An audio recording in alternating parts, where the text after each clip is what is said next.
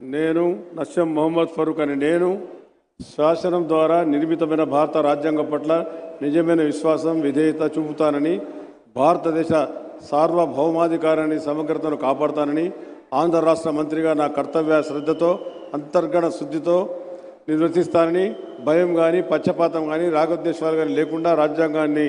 శాసనాలను అనుసరిస్తానని, ప్రజలందరికీ న్యాయం చేస్తానని అల్లా సాక్షిగా ప్రమాణం చేస్తున్నాను.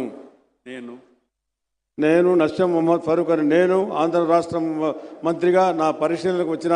లేదా నాకు తెలియవచ్చిన ఏ విషయాన్ని నా కర్తవ్యాలను సక్రమంగా నిర్వర్తిస్తానని, అవసరమైతే అవసరం మేరకు తప్ప